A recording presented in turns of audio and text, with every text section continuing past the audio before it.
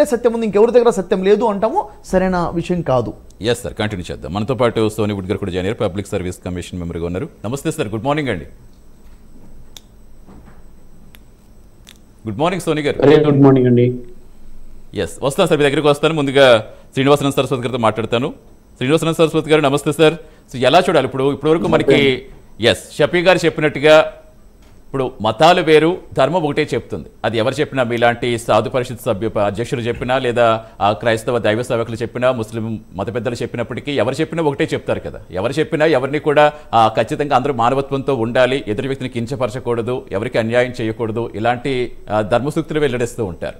కానీ ఏంటి జరుగుతున్న పరిణామాలు మనం ఎలా చూడాలి? కేవలం ఇక ప్రవీణ్ గారి ఇష్యూనే కాదు, ఎక్కడ ఎప్పుడు ఏం జరిగినా ఈ మత విద్వేషాలు రెచ్చగొట్టేలా ఎందుకు ప్రవర్తిస్తున్నట్టు, ఇది పారద్రోలాలంటే ఇప్పుడు ఆ పెద్దల స్థానం, గురుస్థానంలోని మీలాంటి వ్యక్తుల బాధ్యత ఎంత, మాలాంటి వాళ్ళ బాధ్యత ఎంత? చాలా సంతోషం స్వామి, ఈరోజు మన చర్చ కార్యక్రమాన్ని ప్రారంభించినటువంటి మీకు, మన షఫీ గారికి, అలాగే పెద్దలకి ధన్యవాదాలండి. చెప్పండి సార్.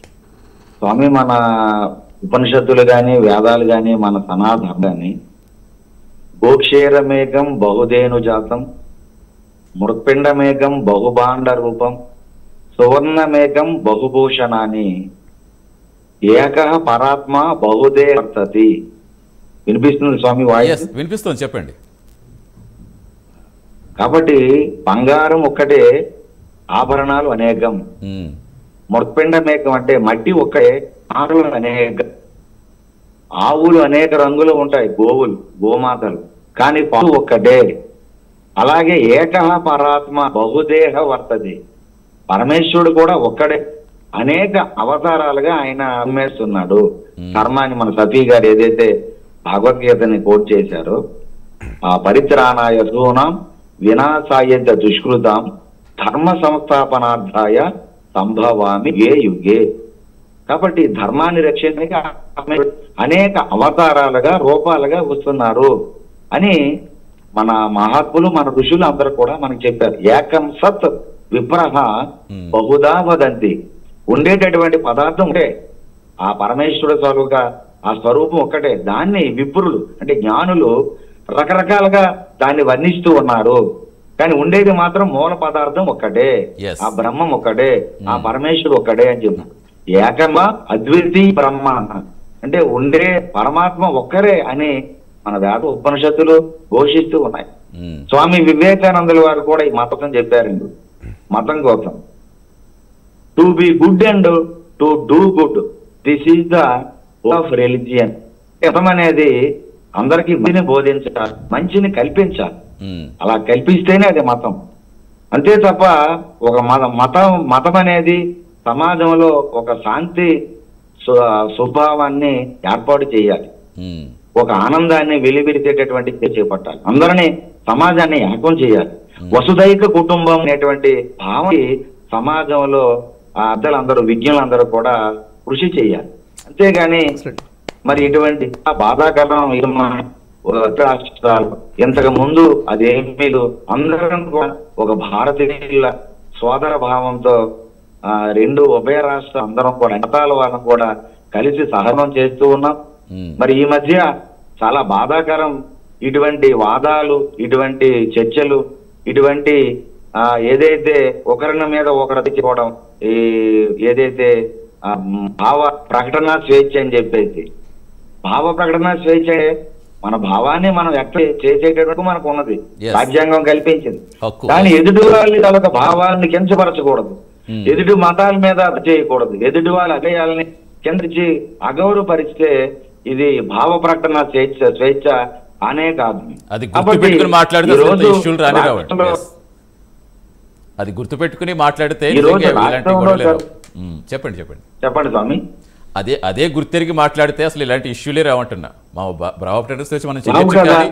ఎస్, కాబట్టి భారతదేశం గొప్పతనం, సనాతన ధర్మం గొప్పతనం అదే, అందరినీ కూడా కలుపుకుంటుంది. అందరు God is present in every జీవ.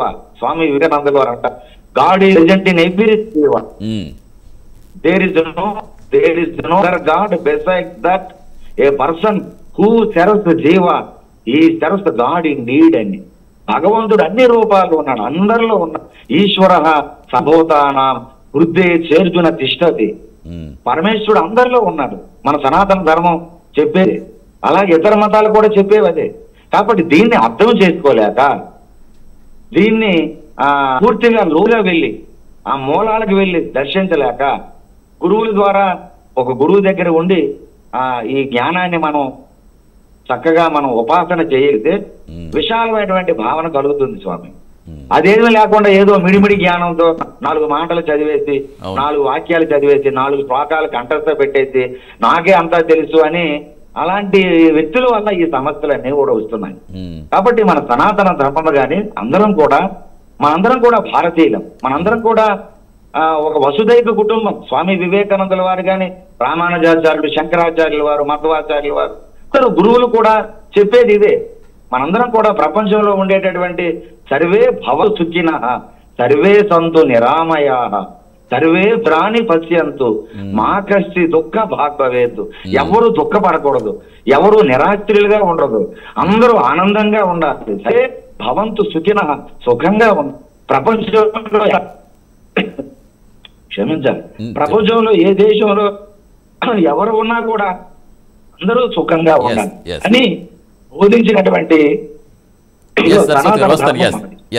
కాబట్టి ఇటువంటి సనాతన ధర్మం అందరూ కూడా అర్థం చేసుకోవాలి, అందరం కలిసి ఉండాలి. వారు ప్రవీణ్ గారు ఏదైతే వారు చనిపోయారో దానికి మేము చాలా బాధపడుతున్నాం. అందరం కూడా సమాజం అంతా కూడా బాధపడుతుంది, అర్థం చేసుకుంటుంది. అంటే సంఘటన జరిగేటప్పుడు సఫీక్ చెప్పారు, పూర్తిగా అవగాహన చేసుకోవాలి. మాట్లాడే ముందు వెనక ముందు చూడాలి. ఒకసారి నాలుగులోంచి ఆ నోటిలోంచి మాట వచ్చితే అది పృథివీ దాటిపోతుంది, దాని వల్ల సమస్యలు ఉత్పన్నమవుతాయి. కాబట్టి మనం సమన్వయం పాటించాలి. ఇలాంటి సందర్భం పోలీస్ వ్యవస్థ చాలా కష్టపడుతున్నారు, నిజంగా చాలా ప్రశంసనీయం. వారు ఈ ఏదైతే అనుమానాలు ఉన్నాయో ఇవన్నీ నివృత్తి చేశారు, అందరినీ కూడా సముదాయిస్తున్నారు. దయచేసి ఇలాంటి వ్యాఖ్యలు చేయొద్దని, ఎలాంటి సమాజంలో ఇలాంటి విద్వేషాలు వస్తాయి, సమాజానికి హానికరం, దానివల్ల నష్టపోతాం, అందరమే నష్టపోతాం, ఒకరే కాదు. ఇలాంటి వ్యాఖ్యల వల్ల సమాజం నష్టపోతుంది. సమాజం బాగుండాలని కదా మనందరం కోరుకునేవాళ్ళం. అది ఏ మతస్థులైనా ఎవరు బోధించినా కూడా సమాజం శ్రేయ కోసమే ఇవ్వాలని చెప్పేటప్పుడు మరి సమాజానికి శ్రేయస్సునివ్వకుండా, సమాజానికి మన మాటల వల్ల మన చేతల వలన సమాజానికి హాని కలిగితే ఇక మనం ఆ మతాల వల్ల మనం ఏమి నేర్చుకుంటున్నాం చెప్పండి? మత బోధకులుగా మనం ఏం నేర్చుకుంటున్నాం? స్వామీజీలుగా మనం లేకపోతే హిందువులుగా మనం ఏం నేర్చుకుంటున్నాం? కాబట్టి అందరినీ కూడా ప్రేమిద్దాం. విశ్వ మానవ సౌభ్రాతృత్వాన్ని చాటి చెప్పినటువంటి సనాతన ధర్మం మనది. అలాగే ఈ భారతదేశంలో ఏవైనా చిన్న చిన్న వస్తూ ఉంటాయి, సమస్యలు వస్తూ ఉంటాయి. అన్ని మతాల్లో కూడా దేవతలకు కూడా యుద్ధాలు జరిగాయి, వారిలో మనస్పర్ధలు వచ్చాయి, వారి గురువుల్లో కూడా చిన్న చిన్న విభేదాలు వచ్చాయి. వచ్చేటప్పుడు కూర్చొని మాట్లాడుకున్నారు, చక్కగా పరిష్కరించుకున్నారు, ఒకరి భావాలు ఒకరు పంచుకున్నారు. పరస్పరం భావయంత శ్రేయ పాపవాప్త. సమస్యలు వచ్చేటప్పుడు ఒకరి భావాలు ఒకరు పంచుకోవాలి, కూర్చొని వారు మాట్లాడేది ఎవరైతే చెప్పేస్తే దానివల్ల ఏమవుతుంది, ఈ రోజు రాష్ట్రంలో అయోమయ పరిస్థితి వచ్చేసింది. అనుమానాలు నివృత్తి చేసుకోవాలి ఖచ్చితంగా. ఇప్పుడు